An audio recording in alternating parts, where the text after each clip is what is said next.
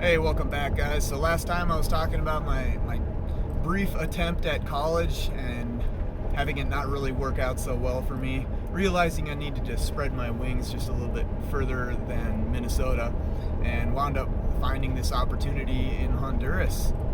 And I had researched a few other options too. I looked for a few study abroad programs in Spain, for example, and for some reason none of these organized opportunities seem to materialize for me.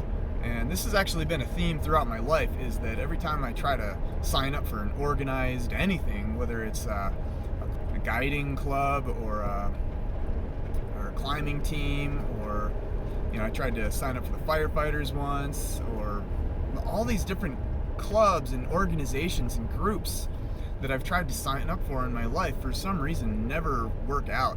And such was the case with these study abroad programs that I was trying to get hooked up with. They just didn't work out.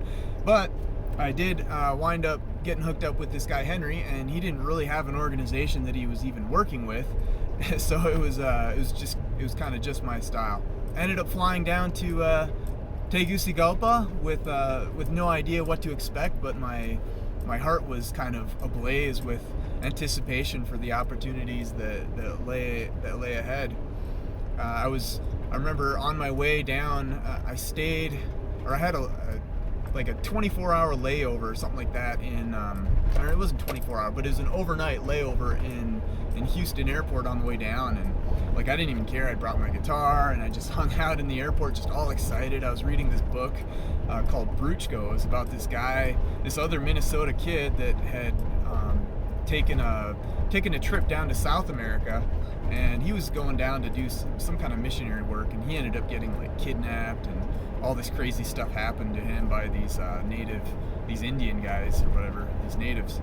And I was just sort of in my mind, that didn't even seem scary or crazy. I was just oh, cool, sounds like an adventure. I was just starving for an adventure, and I didn't even care how it came. And I think that's part of why I did the sleep deprivation experiments on myself, is I was just desperate for any kind of adventure, and I couldn't find anything in Minnesota, so I was just inventing my own. But anyway, so finally made it to Tegucigalpa, and again, I hadn't gotten confirmation from Henry that it was okay that I would even come down. I hadn't heard back from him. I didn't know what was going on. I was just for all I knew, I was just heading down there, and I was going to figure it out once I landed in Honduras. So, well, anyways, landed in Honduras, and Henry was not there, but there was this Honduran guy with a big sign that said Christopher on it, so I assumed that was for me. So I met up with him, and he started explaining to me what was going on, and I didn't speak Spanish yet at the time, so I didn't know what he was saying, but he took me to his house. And this was kind of one of my goals for Honduras, is I wanted an adventure, but I also wanted to practice my Spanish. I'd taken the 5 years of Spanish, and I had this idea of becoming bilingual, or as fluent as I could be. So again, he took me to his house, and I wasn't sure what was going on yet. I was struggling my way through Spanish, trying to figure it out. And that night he took me to some kind of church service where I met up with Henry, and he was able to explain what he had going on.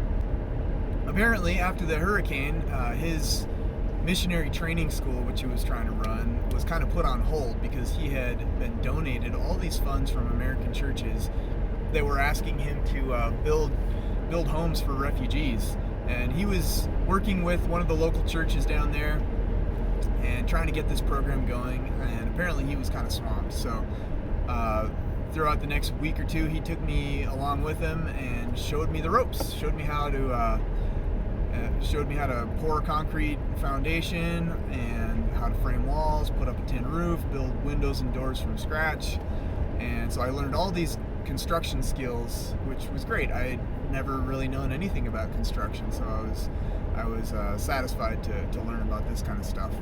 Well, after about a week or two, I guess he decided to release control of the project to me, and so he could get back to what he had been doing. He was doing some kind of missionary work with the Lenca Indians up in the jungle, And I went with him on one of his little trips up there, and went up to one of these Lenca Indian villages, and I was on a donkey, and apparently I was the first white person they had ever seen before, so that was an interesting experience. But for the most part, I got involved with this construction project, and his only request for me, as he handed over the reins, was that I build as many homes as possible with the funds that were donated from the American churches. So he got me a little Toyota pickup truck, and he had a place for me to stay. There's like a little carriage house behind his house up in the mountains there. And so I took this opportunity as a great honor, and did my best to make those dollars stretch. So I ended up becoming quite the bargainer with all these different contractors. I'd go to the lumber yards and the concrete places and the truck delivery places, and I always drove a hard bargain and was able to get bottom dollar, because they would a lot of times probably not appreciate my lowballing tactics, but I would always explain that, hey, I'm a volunteer here, and these guys don't have a home, so why don't you try to help them out? So as I started getting rolling on this project, it was really interesting.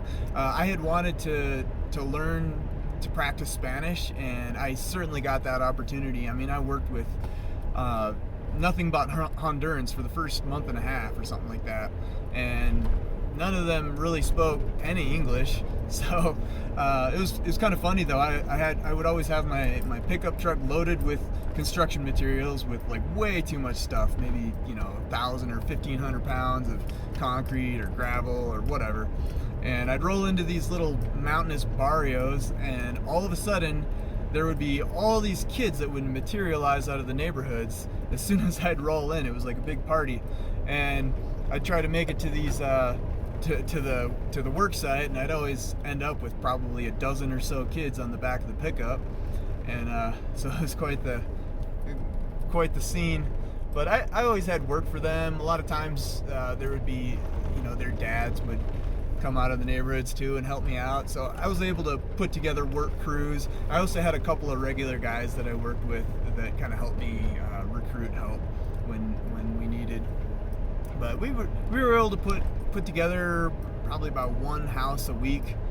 And after about a month and a half or so, I got some other help. There was a couple of American groups that came down. There was a YWAM group, which is Youth with a Mission, that came down from Arkansas, and then there was like another church group from New York, I think, that came out to help out. At the end of my 3-month stay there, we've been able to build 15 homes in that construction project. I'd also gotten to help start up a block making operation in this other part of Honduras down in the south called Morolica. And it was a little bit drier, but it had also been destroyed by the hurricane.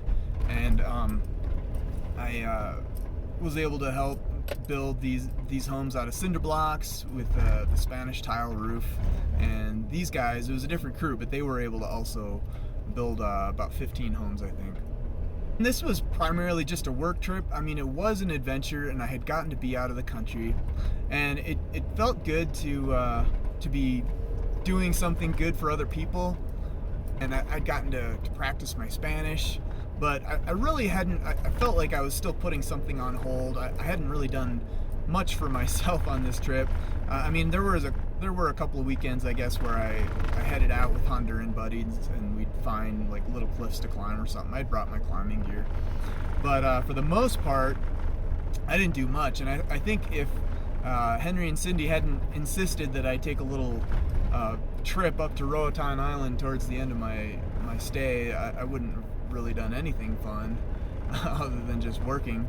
But towards the end of the stay, I was realizing, I'd put all the adventure stuff, it seemed like, on hold, and I was realizing that this whole volunteering thing, it was good, and it did feel good, but it didn't feel like I was being true to myself. It didn't feel like I was listening to the voice of adventure that I was realizing that I had sort of squelched ever since leaving high school.